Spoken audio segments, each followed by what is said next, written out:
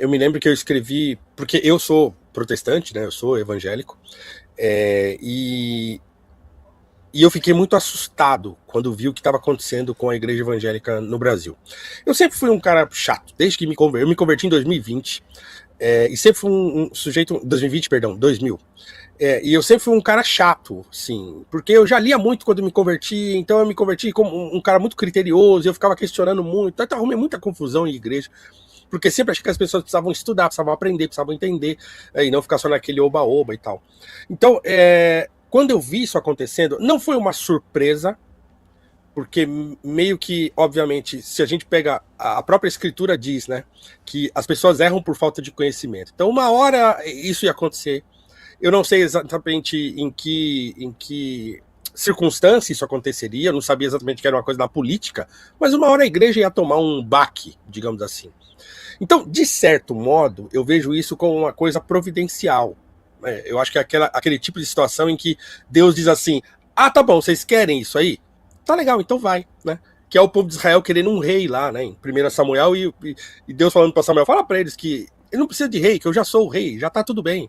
E eles: não, nós queremos rei, todos os povos têm rei, por que a gente não tem? Aí Deus fala: tá bom, então vai lá para eles e fala assim: tá bom, vou dar um rei para vocês, mas ele vai pegar o seu filho, vai levar pra guerra, ele vai tomar sua mulher, vai tomar sua terra, vai te cobrar imposto, vai fazer, dar uma lista, um monte de coisa, e fala: tá bom, fala para eles que eu vou dar um rei para eles, mas esse vai ser o resultado, né? Então, na verdade, eu vejo assim, né, que foi uma coisa que aconteceu porque, obviamente, como um cristão, eu vejo que há a mão de Deus nisso tudo. E sim, a direita brasileira hoje, ela é em grande medida, direita que eu estou dizendo assim, a direita bolsonarista, ela é em grande medida sustentada pelo neopentecostalismo, né? Por quê? Porque há uma confusão conceitual aí. Porque as pessoas não entendem, elas confundem conservadorismo com cristianismo, Perfeito. elas confundem conservadorismo com moralismo, né, ou com valores morais específicos, né? Eu sou de direita porque eu sou contra o aborto, porque eu sou a favor da redução da maioridade penal, porque eu sou contra casamento entre pessoas do mesmo sexo e tal. E essas coisas são distintas, né? É óbvio que o conservadorismo e a religião e o cristianismo, sobretudo, vão se encontrar em muitos aspectos. Mas há cristãos que são progressistas, né? Eu não concordo com eles, mas eles existem. E há conservadores que são ateus, inclusive. Porque essas coisas não são interligadas. Perfeito. Você tem cristãos conservadores e tem cristãos que não são. Você tem ateus que são conservadores e ateus que não são.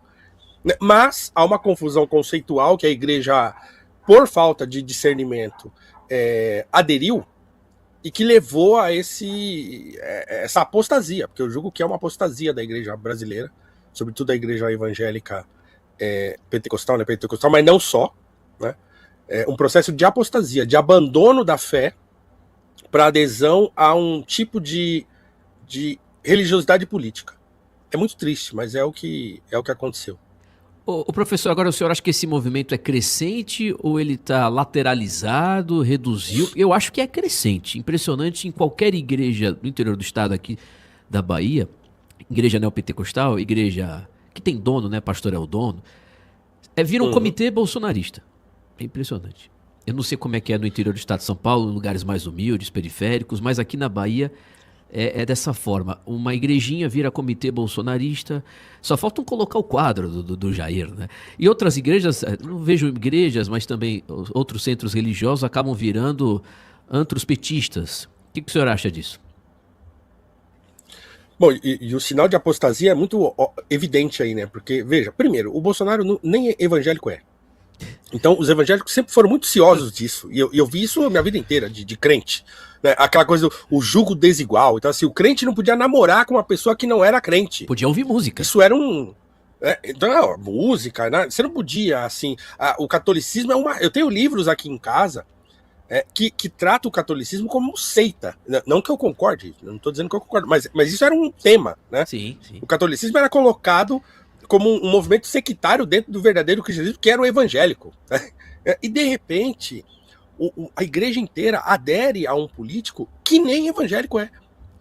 E que fingiu ser evangélico, e que foi batizado no Rio Jordão, e continuou indo à igreja católica, entendeu? Como se nada tivesse acontecido.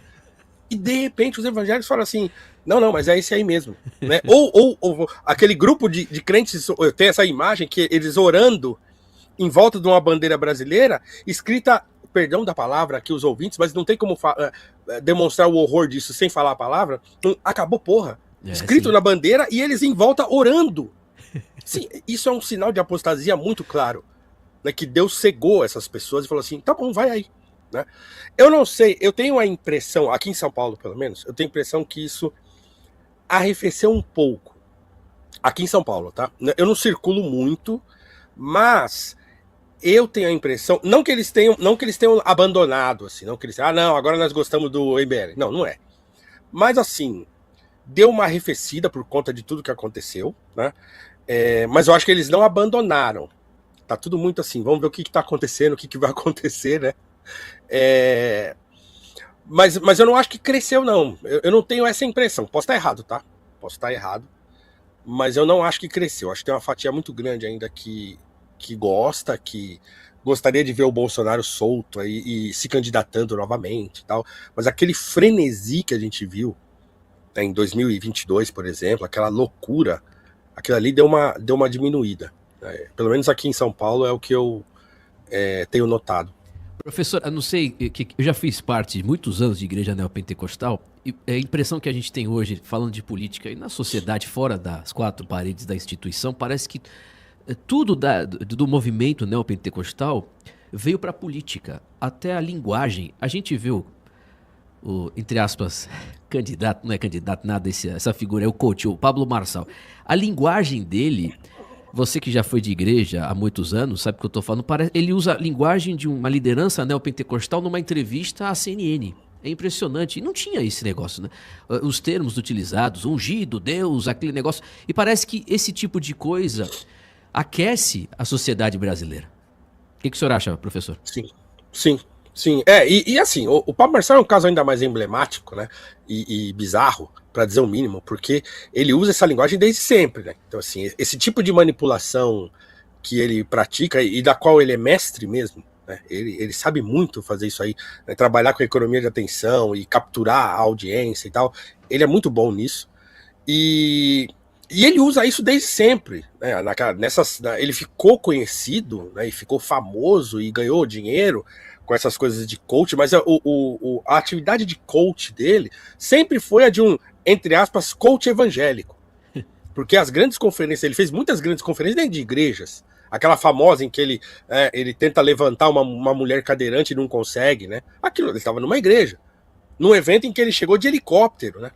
Chegar de helicóptero, aí aquela música e tal, e aí ele entrava dentro daqueles grandes arenas, né? Onde aqueles grandes eventos neopentecostais acontecem, ainda acontecem.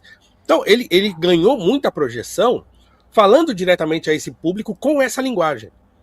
Então, ele já tem essa linguagem introjetada nele. E grande parte, se não a imensa maioria do público que ainda tem algum apreço pelo Pablo Marçal, é esse público.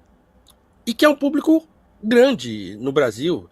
Mas não só no Brasil. Eu acho que ele é um público que dentro da política ele está hiper engajado.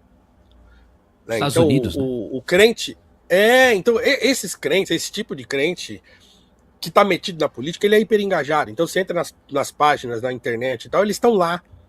Eu não sei se isso é alguma coisa que tá fora da internet.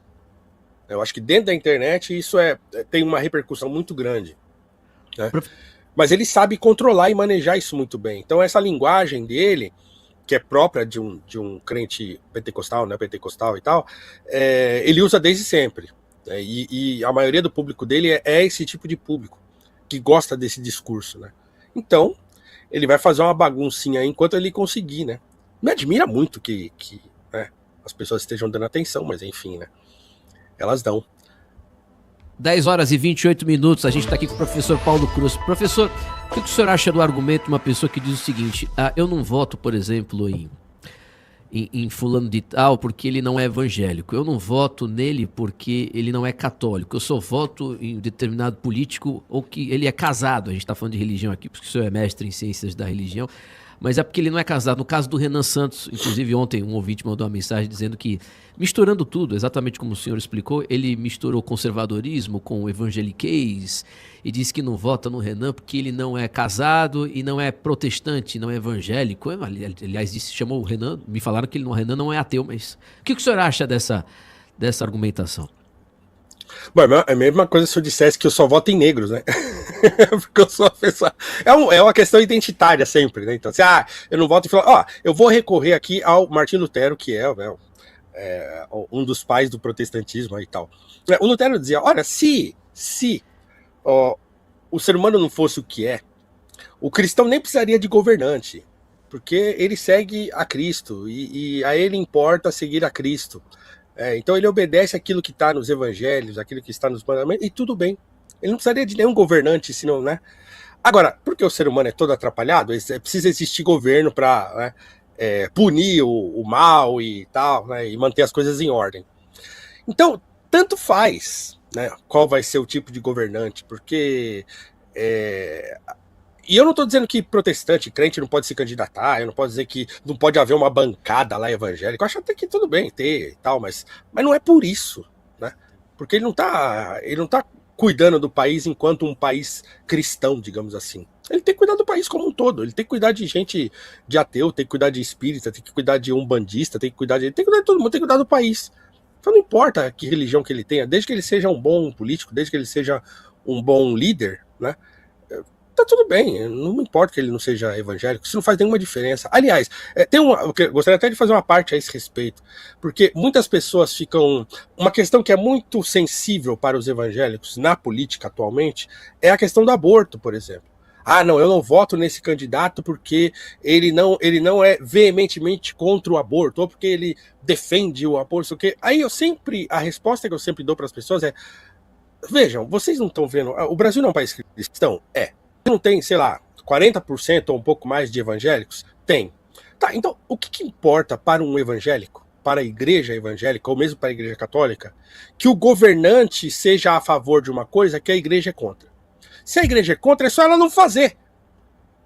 É só ela educar o povo da igreja a não praticar, a não fazer aquilo. Então o nosso trabalho enquanto igreja é esse. O trabalho profético da igreja no mundo é exatamente esse.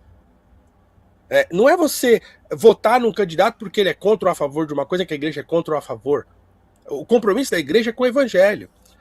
Então não faz sentido ficar baseando o voto na suposta religiosidade de um candidato, porque também isso pode ser tudo enganação, como é enganação no caso do Bolsonaro, inclusive. Né? Então não faz sentido. A igreja precisa ser igreja. E precisa se comportar como igreja, como uma voz profética num mundo caído. A política faz parte desse mundo caído. E ela é tão caída quanto todo o resto. Então não há messianismo na política. Não há um candidato que vai entrar, um político vai entrar lá e vai resolver os problemas. Não existe isso. Nunca existiu e nunca vai existir. E a Bíblia está cheia de exemplos de quando a política se envolve com a religião, sempre deu ruim. Está na Bíblia, não estou inventando nada aqui. É só ler a escritura, está tudo lá. Reis que se envolvem com profetas e a coisa dá ruim. O profeta ele sempre é um elemento de advertência, de acusação, né, e para uma situação política que está desordenada. Então, assim, como é que as pessoas não sabem isso se está na Bíblia? Como é que os pastores não estão ensinando isso para os seus fiéis? Tá tudo lá, não é invenção nenhuma. Gostou? Deixe seu like. Para não perder o que vem por aí, já clica no botão de se inscrever e ativa o sininho.